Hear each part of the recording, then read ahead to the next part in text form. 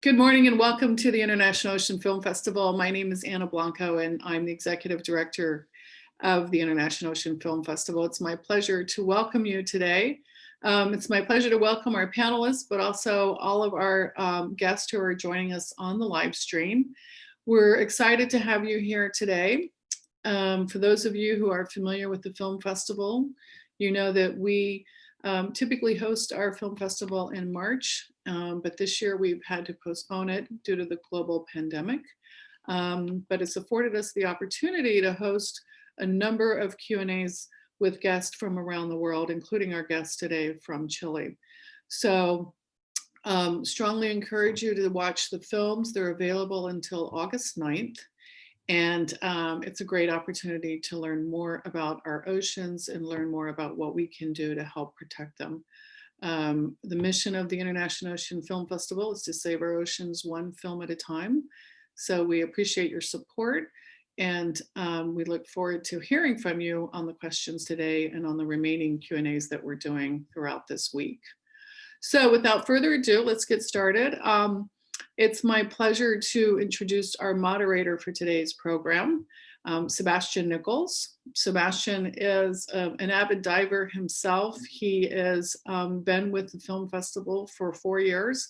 He's currently our board president, and he's a good friend, and he's lived in Chile as well as other parts around the world. So we're excited to have his expertise and his knowledge in hosting today's event. Sebastian, I'll turn it over to you. Thank you so much, Anna, and welcome to all of you who are tuning in to our first ever virtual film festival. We're thrilled to be able to bring the ocean to you and bring important discussions on critical issues to our ocean's health to contribute to our mission of saving the oceans one film at a time. Today, we're having a discussion about the documentary Humboldt Archipelago, Paradise in Danger, about a unique ecosystem on the Chilean coast that's highly valuable for biodiversity and under threat. Joining us, we have experts that have worked on the protection of Chilean coasts and oceans and studying marine mammals in Chile for a long time. I'm thrilled to be able to lead this discussion about the Humboldt Archipelago, as I myself got a love for the ocean by living in Chile and being exposed to the amazing marine biodiversity. I hope some of you have had the chance to watch the Humboldt Archipelago Paradise in Danger documentary. If not, it will be available on our virtual film festival until August 9th. Before we start the discussion, I'd like to give a warm welcome and an introduction to our guests, Liesbeth van der Meer and Susannah Buchanan. Liesbeth van der Meer studied veterinary medicine relating to salmon aquaculture in Chile, and after becoming disillusioned with the impacts the industry and its activities were having on marine ecosystems, switched over to work towards the protection of oceans in Chile. Since 2016, Liesbeth has been the director of Oceana in Chile. Liesbeth, we're so happy to have you. Thank you for joining us. I think you might be on mute. Yes, thank you. Very, very happy to be here. Wonderful. Thanks for joining us. And we also have Susannah Buchanan, who's a master's in science from the University of Edinburgh, expert on marine mammals, and who has built a lot of the knowledge base about large whales in Chile and in other regions of the world. Susannah, thank you so much for joining us. You might also be on mute. Thanks for having, can you hear me? Yes, we can hear you now. Thank you for having me. Wonderful. Well, let's jump in and imagine that we're getting into the water at the Humboldt Archipelago with all our equipment, getting in with our tanks. What do we see? What is the ecosystem there, and what's so unique about it? So the Humboldt Archipelago is a collection of small islands close to the coast of Chile, off the northern coast of Chile. And so we have a national reserve there, which is the National Humboldt Penguin Reserve, kelp forests, whales, dolphins, sea otters, benthic fisheries. There's a whole host of marine biodiversity and productivity that is happening in the Humboldt Archipelago. And this area is unique oceanographically because it's within this huge upwelling system, the Humboldt Current upwelling system, which is very similar, which is really a mirror image of the California Current upwelling system. And so not only do we have this archipelago that's kind of bathed in the waters of the Humboldt Current upwelling system, but this archipelago also works to concentrate nutrients and marine life. Wonderful. It's great to have a little bit of the context and interesting to see. I think some of the people tuning in today are also divers from the California coast. And we're seeing in the video behind Liesbeth some species that look familiar, if not the same as what we see here. Now, Liesbeth, you've worked with the community around the Humboldt Archipelago for a while, and they've been almost bombarded by different project proposals, from thermoelectrics to minings to expansion of ports. Can you talk about the community's involvement there and why it's been so important to have their partnership to advocate for protection and sustainability in the face of all these proposals that could harm these ecosystems? Yes, I put this background because this is not, this is the place in Chile where you can see this because there's the upwelling current. And so it's a phenomenon where there's so much food that every single species comes here to actually feed. So this special place has been taken care by the people of Punta de Choros, of Caleta Chungungo, de Toralillo, Caleta Hornos. All those caletas are fishermen's associations that have come together to work in this place, but also to protect it. In the year 2010 was the first time that they had to defeat a mega project. 2010, I mean, this is 10 years ago. They've defeated 3 coal power plants that were planning to get built there. Now it's a mining project that wants to construct a mega port and a desalination plant, and another company that wants to do another mega port. So this is a place that Chile has looked for industrialization, what we call in sacrifice zone. You're from Chile, we have seen here in Chile many zones that were rich, but that actually were devastated by the action of many industrial projects. We have determined with the scientists and with the community that no projects of this kind can be actually be placed in this part, and they have fought for it. We help them with scientific research. We help them, we support them with connecting them to the government, but it's actually the people of Punta de Choros and all these other caletas that have worked very hard to maintain this place as what you see here. That's beautiful. And we've seen around the world, marine conservation is so much more effective and long-lasting when it has the partnerships of the communities. One of the things that struck me about the documentary is an abalone fisherman that speaks of tending to their Lawsonia forest, their kelp fields, as if it's a farm, that you need to take care of the system and place value on everything in it and make sure that it can still be harvested. So that was really encouraging to see.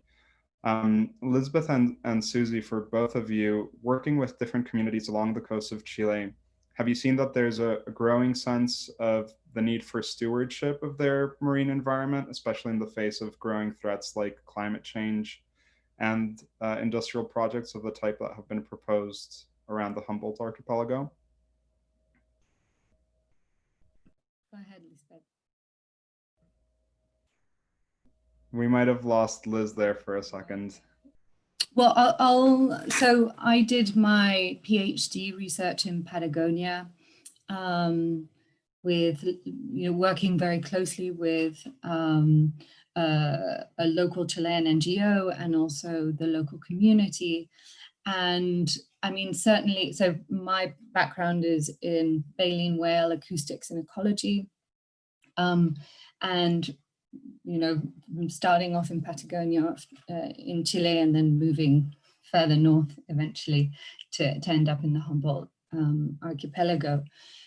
And it strikes me, and really from my personal experience of spending time with fishing communities and fishing peoples, I think for me, they've been the greatest mentors in understanding how to work on the ocean, with the ocean, understand the rhythms of the ocean. And they have a very close knowledge and a very intimate knowledge of the natural rhythms and the natural ecosystem and how to be stewards for these places. And I think certainly in Chile now with this new figure of marine coastal spaces, they're called, for indigenous communities, which is a new kind of conservation figure of protection, that, you know, indigenous communities are increasingly requesting these areas because they have this ancestral knowledge of the importance of the ecosystem, because that's what they've depended on, you know, forever. And I think they can be, in many ways, our greatest teachers when it comes to how to be good stewards for the community. And I certainly have learned a lot about marine mammals from local communities, local fishermen, and local indigenous leaders. Thank you, Susan. That's really encouraging and interesting to hear. Liz, would you be able to share with us also a little bit about the way that coastal communities, fishermen, and others along Chile take stewardship and how they consider that? Yeah, so going a little bit of my background, I'm a veterinarian, and then I went to British Columbia, Vancouver, to study fisheries economics. And then I came back to Chile to do fisheries management. And the truth is that when you look at the, you know, the theoretical aspects of fisheries, you know, you change one thing and things are supposed to change. But when you come to the ground here, in Chile, every single caleta, every single association has a different way of managing and also of keeping their resources. And I think what we've lacked here in Chile is to actually understand that cultural work that they've done. They have this knowledge, intrinsic knowledge that has been inherited by families. And we have also gone over thinking that fisheries is not an economic way of development in Chile. And it's, you know, we favor the industrial fisheries, we favor other kinds of activities like mining and in intense agriculture. And this is basically the way that Chileans were, it's this, the way that we fed the whole population for years, for centuries. And this is something that I think is sustainable in time. They have proven in 10 years, before their abalones were very, very little, the production, now over 1 million a year. Razor clams is the same thing. The kelp forest. So they have been able to harvest, and this is what you were explaining in the documentary, in the film, that they have this sense of pertinence that it's not everywhere in the world. It's very hard to have that because we've deprived people of that by putting industrial projects in their heads, right? So the sense that they have in this region is very different from anywhere else that you will find. And they fight for the places because they have worked for it over 10 years. This is not only fisheries, this is also tourism. This is the only place in Chile where you actually get in a boat and you are assured you will see a whale or a dolphin. And so the other ones are pretty like far out in the south. It's hard to actually get there, but this is very close to Santiago. And you can actually, they have this whole system where you go in and then you go to Isla Damas and you see all these creatures and they're vulnerable species like chongungos and things I've never seen in my life, like the Humboldt penguin. You can have it right here, right? And that has changed the perspective of ocean conservation in Chile to thousands of Chileans. And that's why so many people, not only the fishermen there, but it's millions of Chileans fighting for this place to be preserved. Thank you. And I think as we've seen increasing use of both digital technologies and industrialization, people are increasingly separated from the physical context, the surroundings, the ecosystems that they live in, and the communities that have that sense of ownership and connection and have by necessity been naturalists throughout time, indigenous people, the people that depend on the resources, have so much to teach us. I want to turn to a kind of related topic to coastal communities. In Chile, Chile has been touted as a leader in marine conservation. They have these very large marine protected areas offshore around Easter Island, around Sala y Gomez, around Desventuradas, that are seen as examples of what countries can do to protect their marine territories. Out of all the jurisdiction, Chile has protected in some way or another, at least on paper, around 40% of its zone. But the areas close to the coast don't have that same level of protection. The director of this film shared with me that only about 2% of the coastal areas actually are protected. So in the face of these increasing threats, and particularly for a place as special as the Humboldt Archipelago, with all the wildlife and abundance you described, can you share with us a little bit about the importance of protecting these more coastal areas, not just for the penguins and the smaller animals that we see, but also for animals that we'd associate with maybe being further offshore, like whales? Yeah, I mean, I think really, as Liesbeth said, this is the natural aquarium of Chile. And my vision, and I think our vision for the Humboldt Archipelago, and certainly Cesar's vision and the local community, is that this become a pole for, an international hotspot for conservation and education. And so, coming to your question, I absolutely applaud the increase of surface area protected areas in Chile. There's no doubt about it. That is a good thing wherever they are. However, it certainly is much easier to protect an offshore area where there's very little, there are very few stakeholders, and there are much fewer demands on that environment than these coastal areas where you have all of these different stakeholders. In the Humboldt Archipelago, you have fishing, you have the whale watching, which is really 100%, absolutely 100% community-based whale and dolphin watching off small boats. And as Liz said, it's the only place where you can, get in a boat and within 20 minutes, you're seeing the largest or the second largest animal on earth, a fin whale or a blue whale. And that is really run by the community. And so, and the community has been asking for a marine protected area for many years now. Scientists have documented this area for over 2 decades, the importance of this area. So there's a stack of evidence that, protecting this coastal area is a good idea and will provide long-term sustainability and economic sustainability for the local community.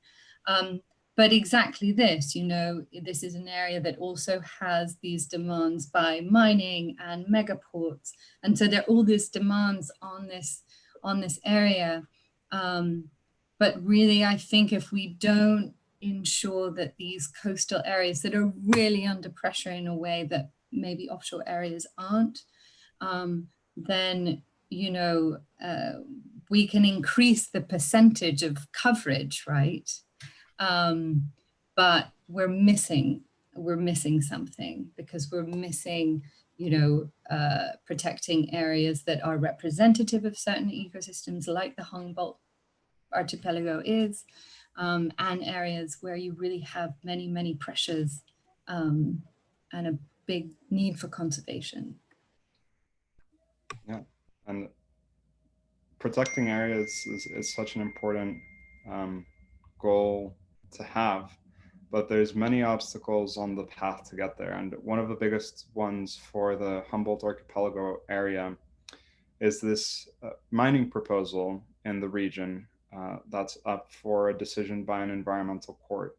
So Liz, can you tell us about both how the community has organized against this particular proposal in favor of more long-term sustainability, and where the process is at now, and what people that are watching, people that are in Chile, people that are beyond, can do to help ensure that the ecosystem remains immune from at least this mining threat?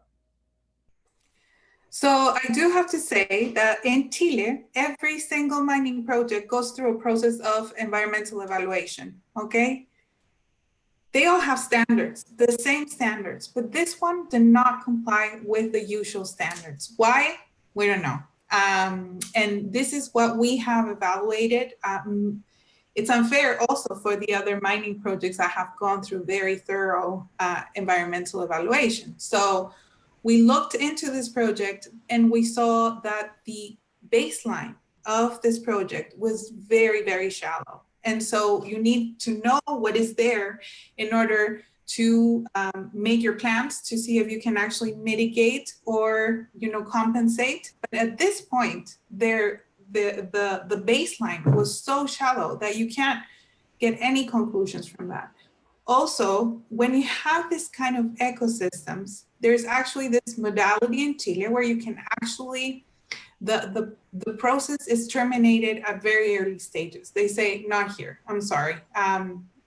Putting a port that will affect the oldest reserves in Chile, that will affect whales. So we have to be very careful here, because it's not some, fishermen and tourist people and NGOs against this mining company or against mining projects that we don't want any development.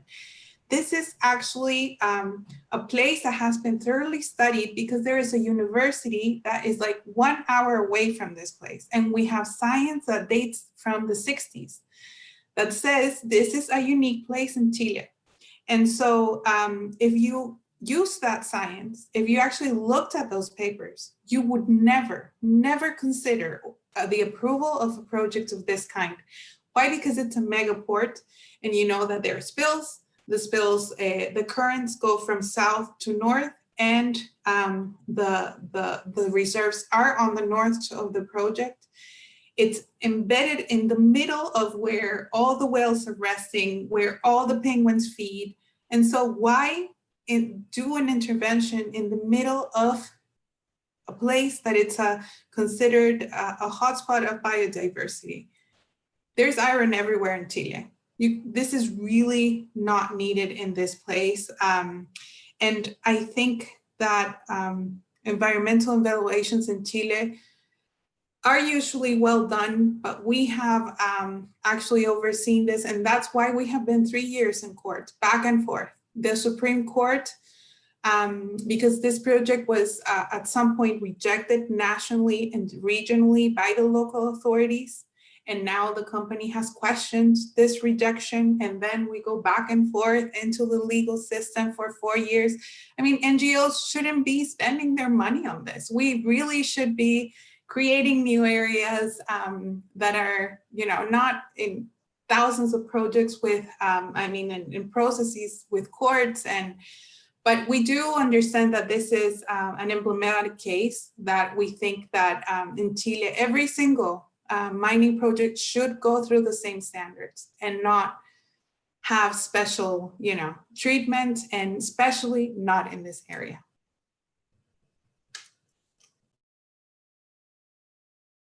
Sorry, that's so important. And while you were speaking, Liz, we got a comment from one of our audience members opposing the salmon projects and the mega projects that this audience member is saying will bring poverty to our grandchildren and not benefits to the region. So you can see that there's support for these things. It's really striking that you shared that there's baseline data from the 1960s for these ecosystems. That's pretty rare in marine ecosystems.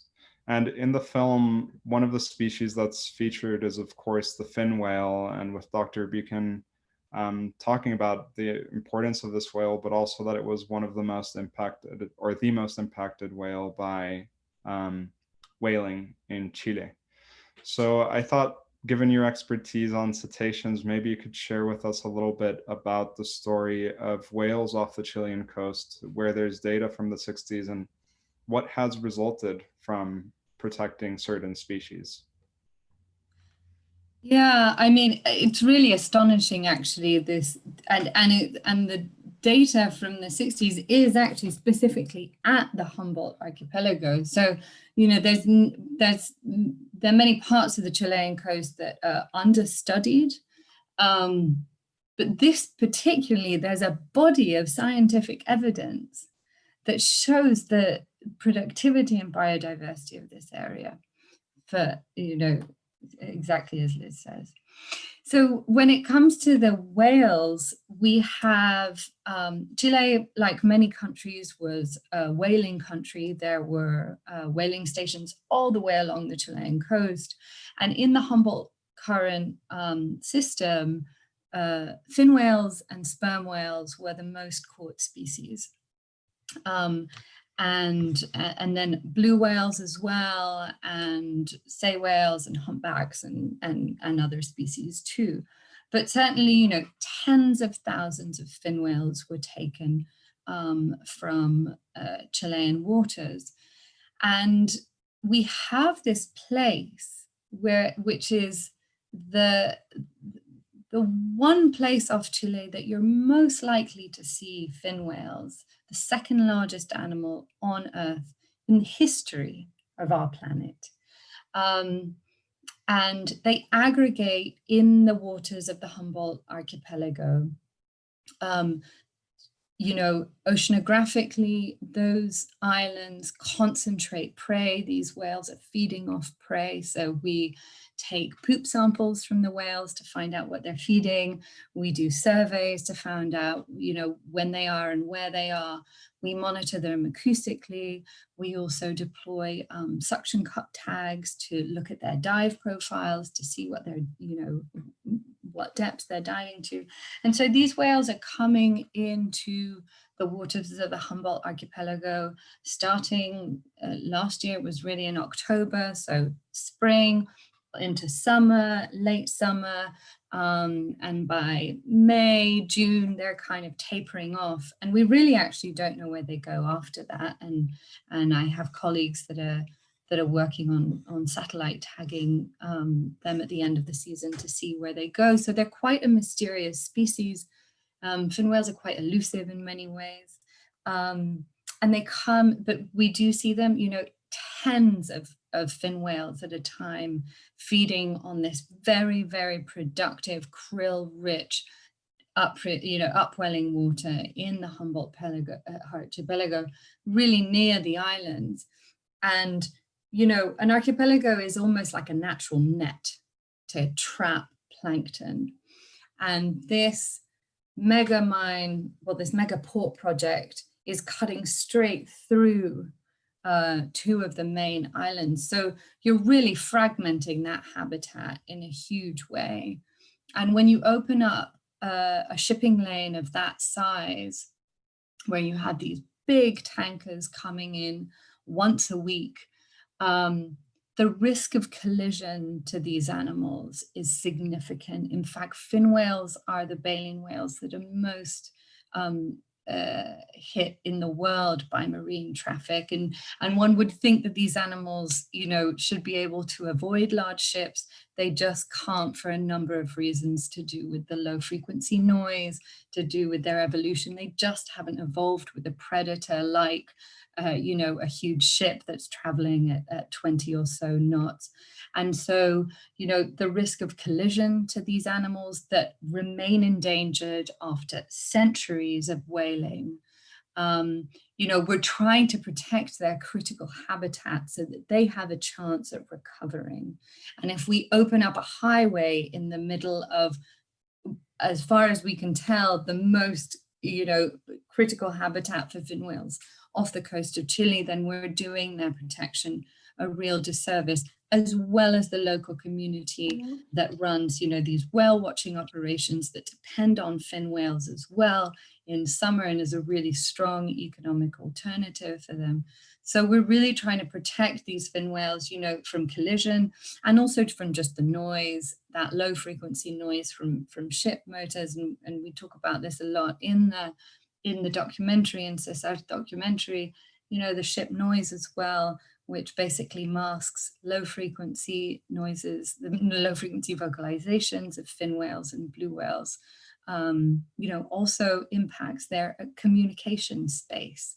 And all of these things can have a significant impact on a population that is trying its best to recover from whaling. And we see, you spoke earlier about the similarities oceanographically between the Humboldt current upwelling system and the California current. I think in some ways, Humboldt Archipelago represents some of what the California coast might have been like before, right? In California coast, we have massive ports in San Francisco and in Los Angeles and some along the way.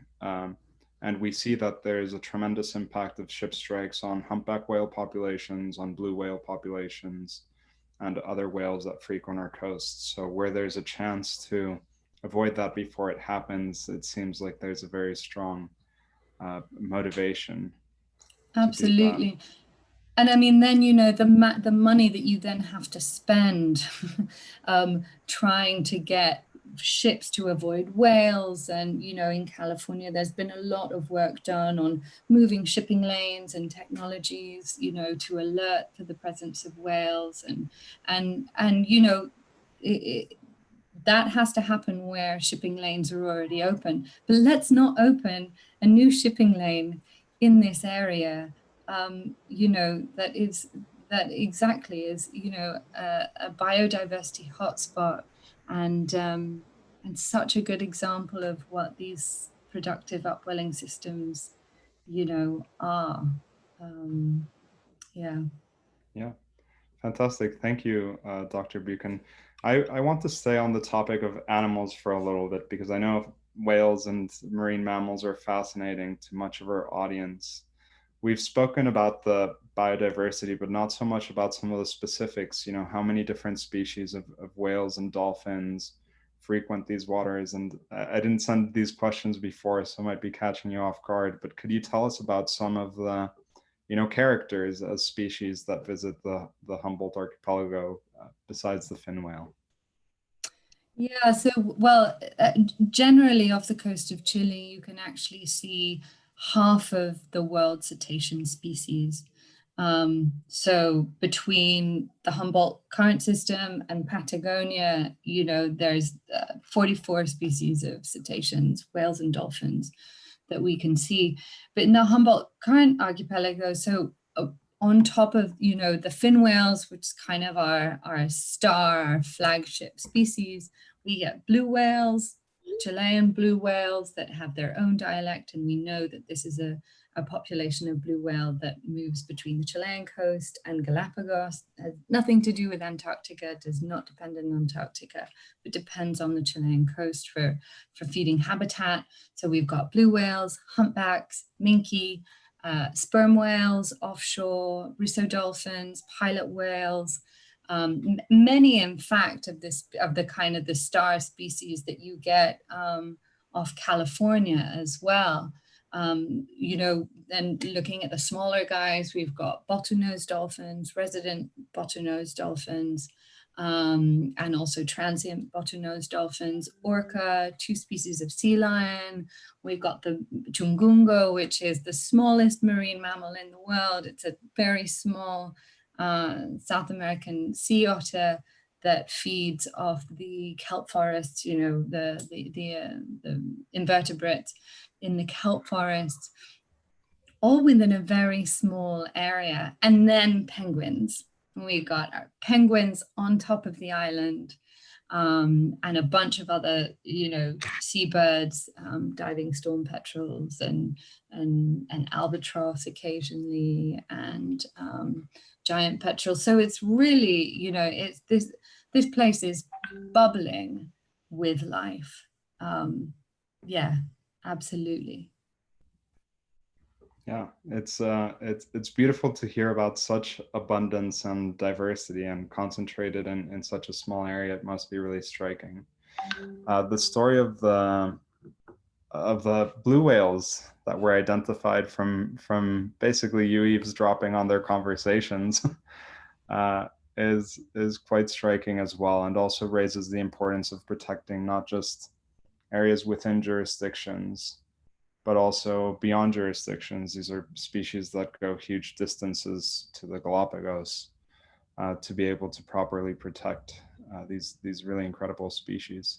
I want to turn back to Liz, using the topic of animals to come back to marine protection. The Humboldt Archipelago and the Humboldt Current System is the home to Humboldt penguins, which are among the most endangered. There only are a couple of colonies in a specific area along the Chilean coast.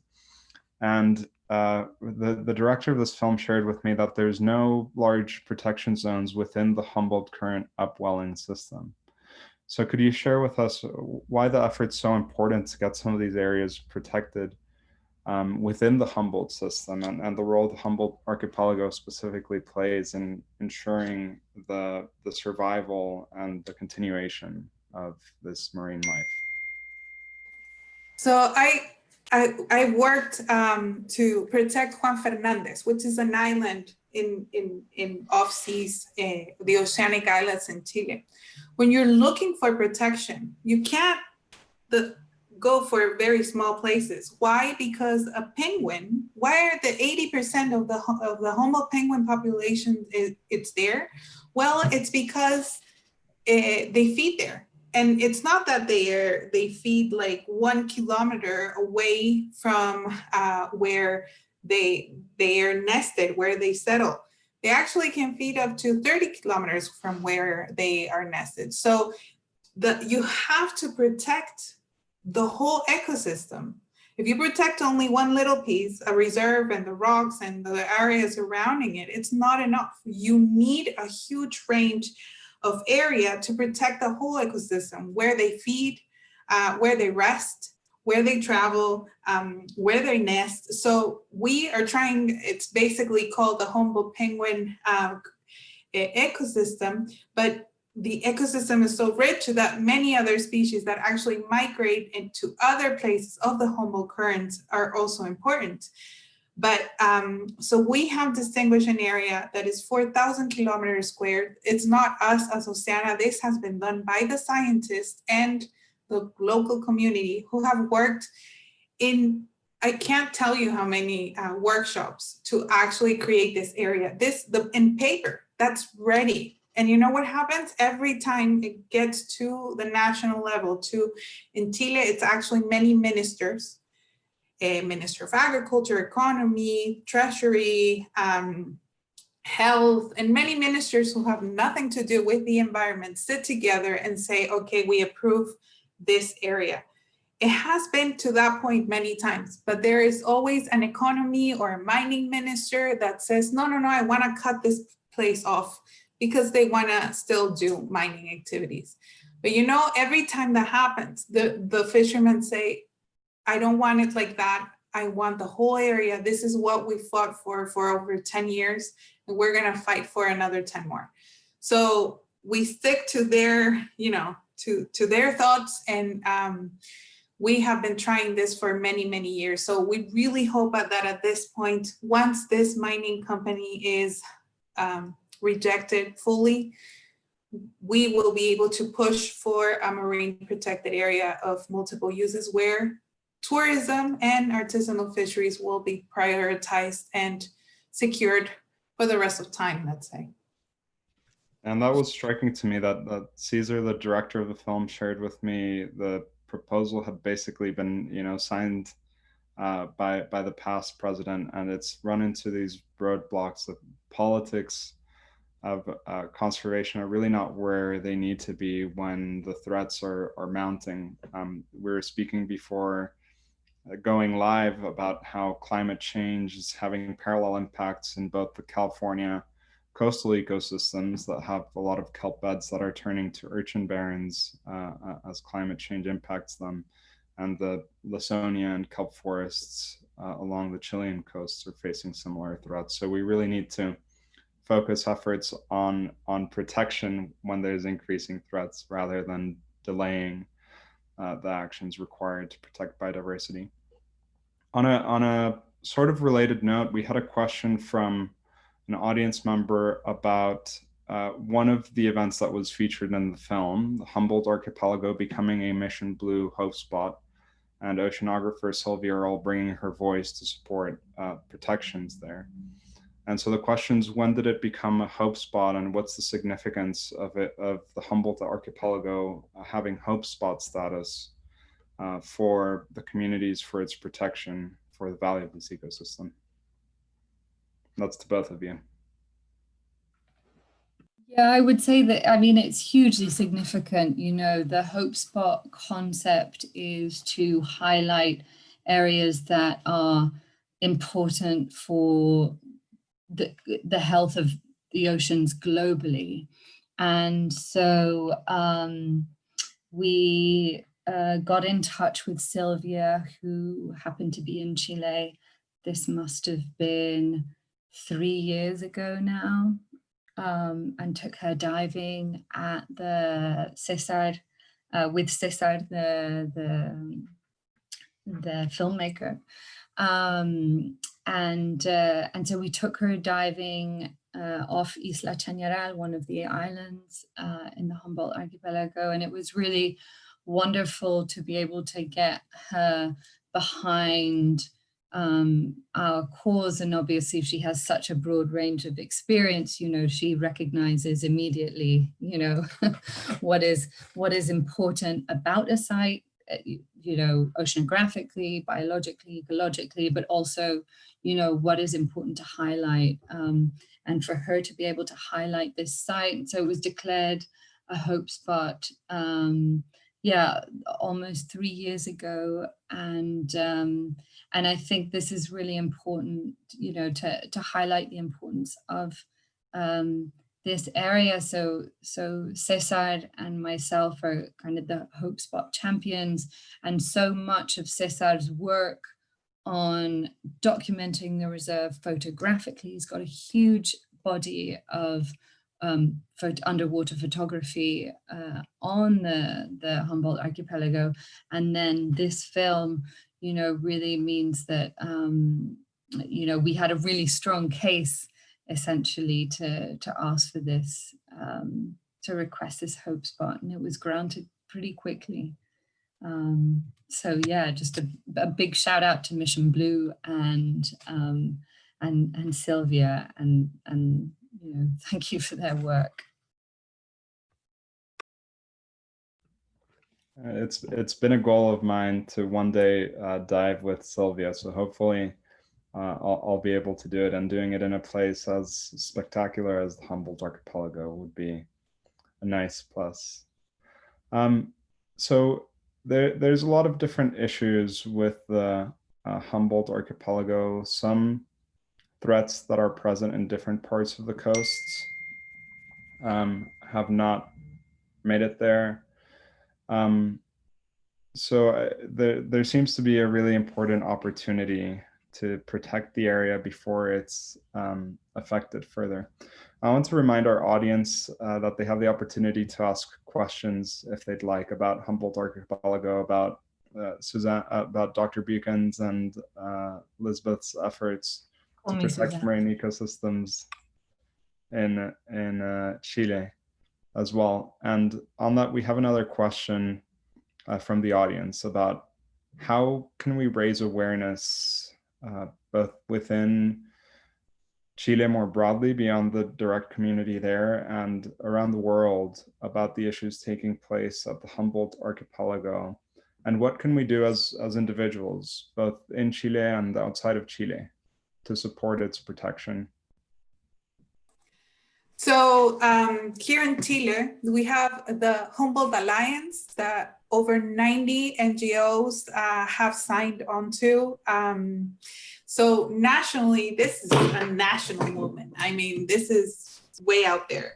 We do need international help always. And it's important, things like this, like showing what we have around the world in film festivals. It's very hard to show not only, you know, it's very biodiverse, it's beautiful, but there's so many people that live from this. There are people, I mean, they are the champions. It's the fishermen, the people that live there, that they have to face these problems every single day. Imagine you build a house and you build it in this beautiful place, you work from this beautiful place, and then, you know, it's constantly being threatened by huge industries that are going to pollute the place you live in. You won't be able to live there anymore. And I think that people being interested in this, we have a page that is called Alianza Humboldt, it's in Spanish, but this is a way of, you know, if you're interested in this, actually watching the documentary and knowing these social conflicts that are all over the world, but specifically in this place, in Chile, we have this heart here. Many people are pouring out everything they have to protect this. You can see it in Cesar's, in the film. He made this all by himself, hours of recording, and just to show people outside of Chile what is going on here in Chile. And I think this type of, you know, efforts like the ones you guys do is enormously important, so people actually understand whenever they get the Humboldt current again. And, you know, these are international news when we've rejected this project here in Chile. So we need the international pressure here in Chile. People really care about that, like the president and the Minister of Environment. So getting to know the case, Alianza Humboldt, you know, retweeting, or, you know, that today the best support you can do is in social media. So, you know, this kind of efforts is really already helping. Great, and we'll make sure from the Ocean Film Festival we share those resources with our audience and with our followers. Got another few interesting questions more directly about this particular situation that we're living right now. And one's from a friend, Grace, in California, who's done 3D modeling of coral reefs. She's asking if scientists in Chile are able to continue ocean research during the pandemic. Has that affected your work, or has that affected the ability to get funding for both the science work and the conservation work? And I know Dr. Buchan's not in Chile right now, but might be able to give an answer to the question more broadly, and maybe Liesbeth can speak to Chile specifically. Yeah, sure. Yeah, I've been out of Chile since the pandemic, and getting back is see when I can get back. Well, certainly for field work, it's been difficult. We have instruments in the water, oceanographic moorings and hydrophones that require maintenance along the coast of Chile and in the Humboldt Archipelago. So it's been difficult, if not impossible. We're hoping maybe within the next few months we can get to those moorings and do our maintenance so that we don't have too much of a data gap, especially at a time that could be very interesting to get some baseline measurements for ocean noise, that kind of thing. So that's certainly been, you know, it's been a difficult time logistically. I think it's also opened up a conversation within, you know, the scientific community, you know, as to really the importance of science and of environmental science. So, you know, that has been a very interesting conversation to be part of. And I think also we're kind of all doing some soul searching at the moment, right? You know, what kind of world do we want and what kind of relationship with our planet do we want on the other side of this? And so that's, I think, an important conversation to have within the scientific community and also, you know, the broader community. And as for funding, the answer to that is I don't know. I think it will take some months and we may start feeling the impacts of it next year as funding is redirected from the environmental sciences, maybe to other areas of science. So I don't know yet. Great. And has there been impacts on the conservation work that, for example, Oceana does in Chile?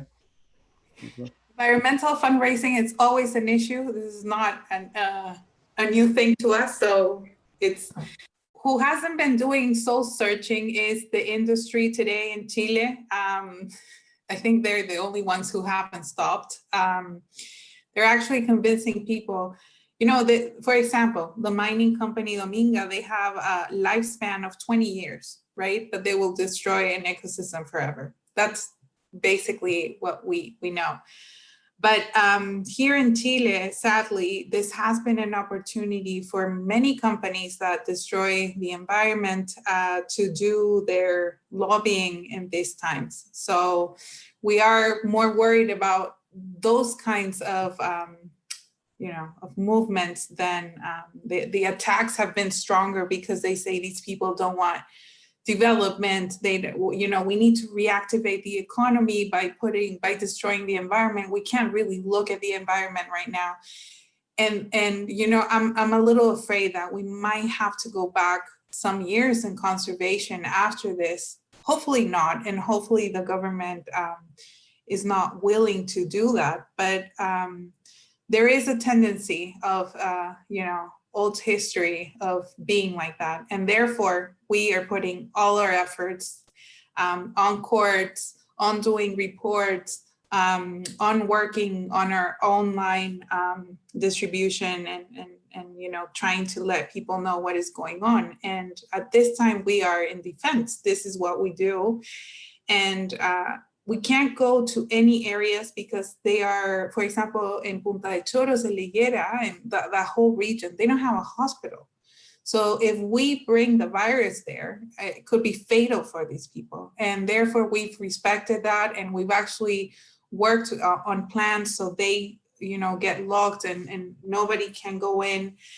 We've supported them with materials so they don't get sick, but we respect and we probably won't be able to get to any of the areas where we work because it's you know, they're very far away, very dangerous for people to get sick, maybe till next year. That's the real picture that we have. But that does not mean that we are not working every single day to defeat this project. Yeah. And it's striking, you know, there's perhaps an opportunity to reset and go in a more positive direction for the environment, but it really is going to take all of us and all the NGOs and all the people working towards that goal to achieve it. We got another question from the audience about an issue which I don't think has affected the Humboldt Archipelago directly, but both of you have had contact with. And that's the issue of aquaculture along the coast and the impacts that has on the ecosystem. So the question's general, what's your feeling about aquaculture operations and what impact those have had in Chile?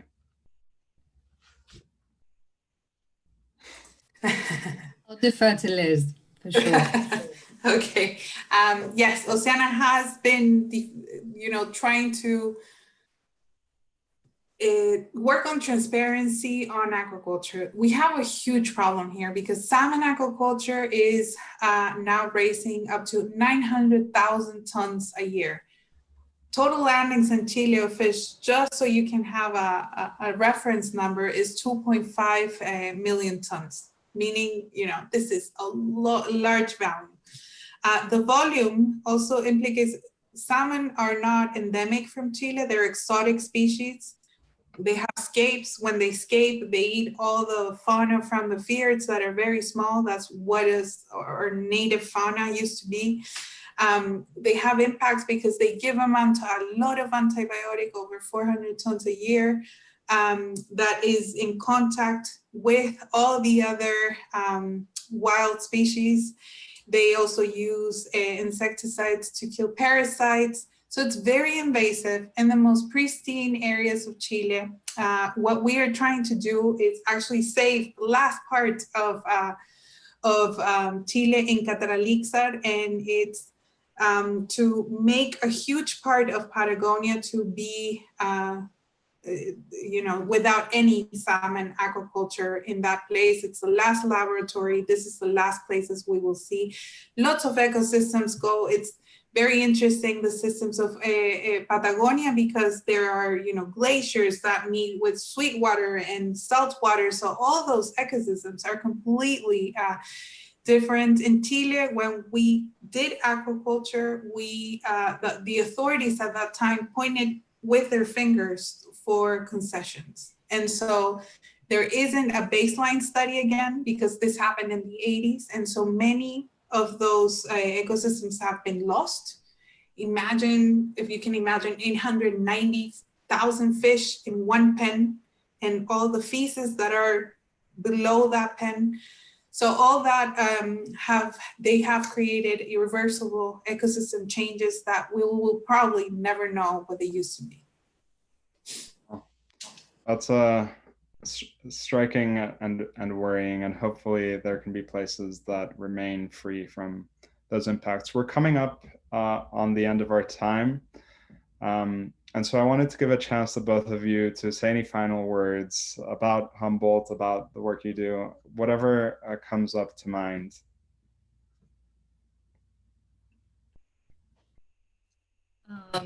Well, I would just say to everyone, see the film. And certainly check out the website for Alianza Humboldt, which is super important. And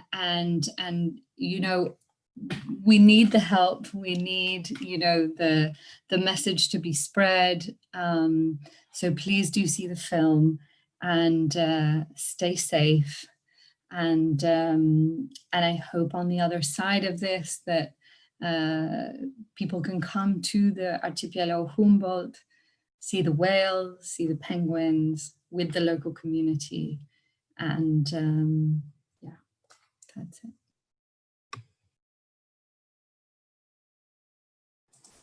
My chance, I guess. So yes, please see the film, but also whenever you're able to fly again and come to Chile, come to this wonderful place, meet the people.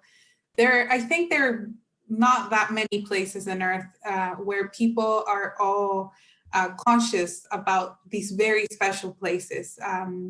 The ownership of these people, you can learn so much about life, about what it had to be and how these things had to remain. So I do think that this is a huge opportunity. We're very sure that we will be able to save this place, but we need your support. But also know that here in Chile, there are a lot of people who are working to actually save this place, to take care of the last jewels of the world. And we will have it ready for you once this whole thing opens again, and you'll be able to, travel to these very secret places on Earth. And this is one of them. Wonderful. Well, I know I'm looking forward to it and hopefully diving in this amazing place, maybe with some of the buddies that we're tuning in today. Thank you both so much, and goodbye, Doctors Buchan and Dr. van der Meer, and stay safe. Thank you.